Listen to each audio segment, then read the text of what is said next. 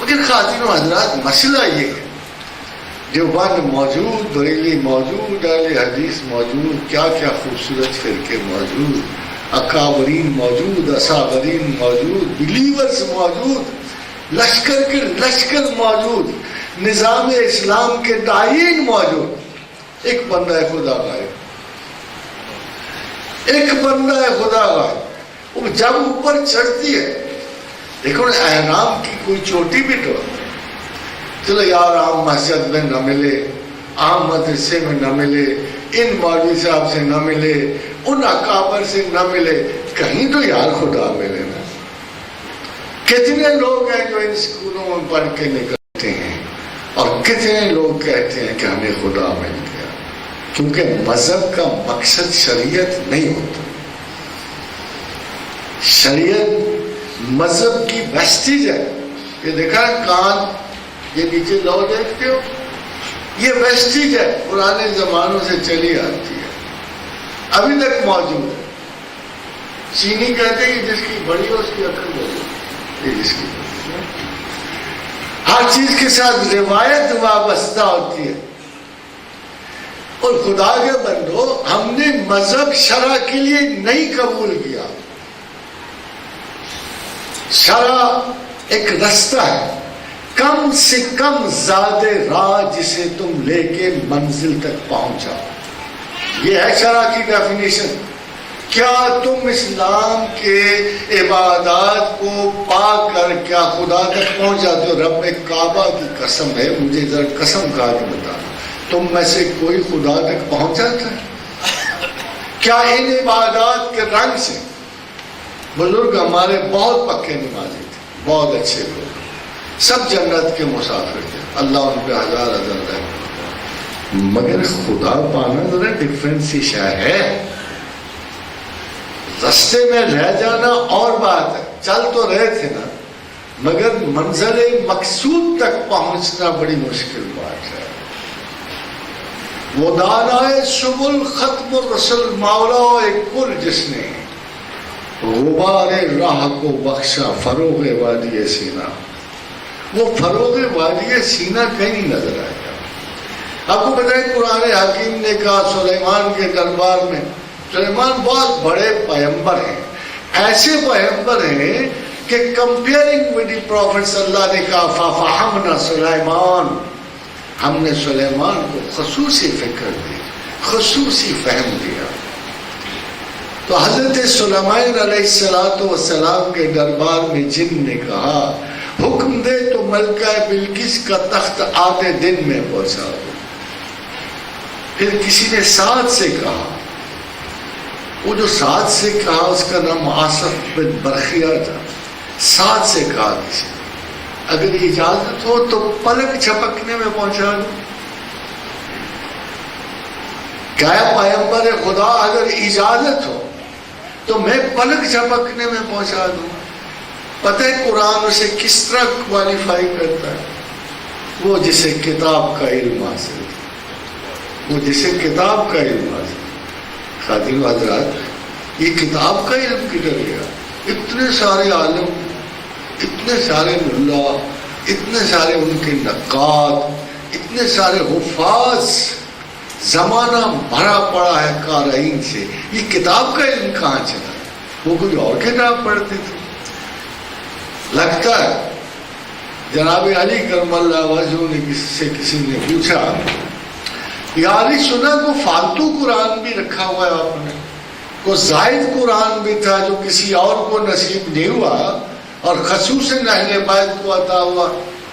تو جناب علی کرم اللہ نے فرمایا رب کعبہ کی قسم، ایک ایک حرف وہی، ایک ایک لفظ وہی، ایک ایک نقطہ وہی جو تم پڑھتے ہو، وہی قرآن ہے، مگر یہ کہ ہمیں اللہ نے فہم زیادہ دیا، مگر یہ کہ اللہ نے ہمیں فہم زیادہ دیا۔ یہ فہم والا ایک شخص تھا، خطبہ دے رہا تھا، بڑی دور کو 1400-1500 میل دور مسلمان جنگ لڑ رہے، سپہ سالار کا نام تھا نعیم بن ساریہ، بڑی دور سے اس شخص نے دیکھا کہ مسلمان فوج گردش میں آ گئے، یہ تو تباہ ہونے کے بعد مدینے سے آواز دی اس صاحب خطبہ نے، یا ساریات الجبل، یا ساریات، اے نعیم بن ساریہ پہاڑ کو لو۔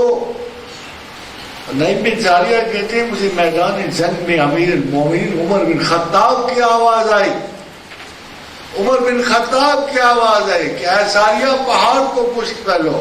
ہم پہاڑ کو نکل گئے اور ہمیں فتح نصیب۔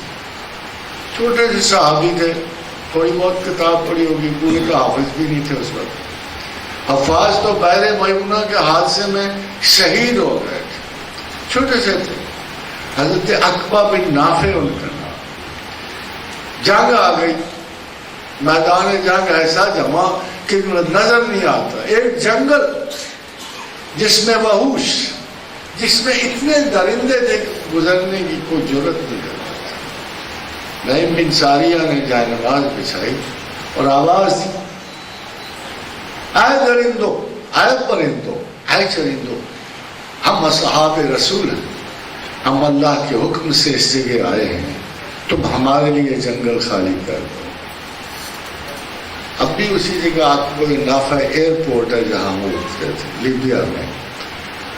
آواز دے کے کہا کہ اے پرندو یہ جگہ خالی کر دو۔ اور ہسٹورینز پتہ ہے کیا کہتے ہیں؟ ہسٹورینز یہ کہتے ہیں کہ صبح ایک عجیب و غریب نظارہ دیکھا گیا کہ درندے چرندے سارے اپنے بچوں کو منہ میں ڈالے ہوئے جنگل خالی کر رہے تھے، جنگل خالی۔ عجیب سے لوگ، وہ صاحب حزب البحر کہ جن کی یہ تسبیح تھی، یا علی ہو یا عظیم ہو یا حلیم ہو یا علیم۔ ناظم بن عقیدر بن ناظم کی تلاش میں نکلے، حضر موت کی فتح کے وقت سامنے سمندر آ گیا۔ سامنے وہ اتنا خوش کھڑا تھا کہ بقول مورخین کے اس نے ہنسنا شروع کر دیا کہ اتنی بڑی جھیل ہے، اتنا پانی ہے، اتنا سیلاب ہے، مسلمان پاگل ہوئے ہیں، یہ کیسے نکل کے آئے؟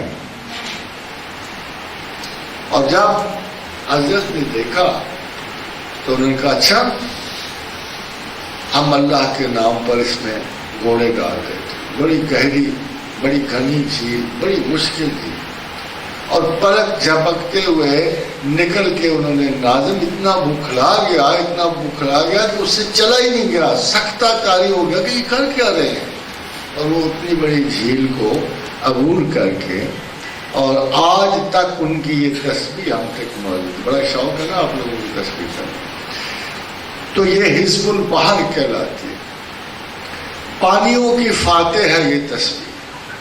یا علی ہو یا عظیم ہو یا حلیم ہو یا علیم، یہ چار الفاظ کی تسبیح تھی۔ اس کے ساتھ ایک دعا ہے، بسم اللہ الذی لا یضر مع اسمہ شیء فی الارض ولا فی السماء وهو السمیع العلیم ولا حول ولا قوة الا باللہ العلی العظیم وصلی اللہ تعالی علی خیر خلقہ محمد وآلہ وصحبہ اجمعین۔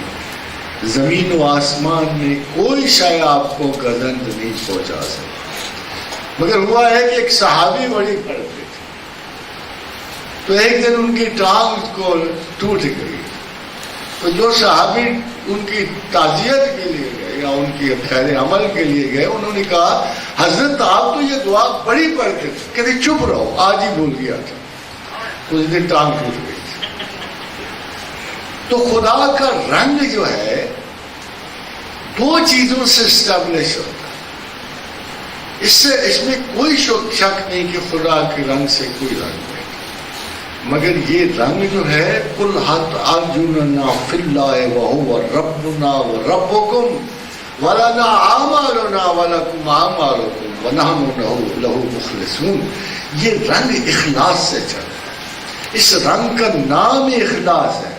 جب شیطان نے کہا ہے پروردگار تیرے بندوں کو میں ہر طرح سے آزماؤں گا، اوپر سے نیچے سے دائیں سے بائیں سے، تو اللہ نے کہا ہاں میں نے تیرے موافقین کا کچھ حصہ جہنم میں لکھ دیا ہے، تو جن کو بہکائے گا ان کو اپنے ساتھ لے جائے گا، مگر ایک بات یاد رکھنا کہ تو قیامت تک ان لوگوں کو کوئی ضرر نہیں پہنچا سکے گا، نہ ان کو گمراہ کر سکے گا جن کے دل میں میرے لیے الا عباد اللہ المخلصین، کہ ایک ذرہ برابر اخلاص کی جس کے دل میں میرے لیے قائم ہے، تو اس کو کبھی بھی بہکا نہیں سکے گا، اور اس نے آخر میں میرے ساتھ ہی رہنا۔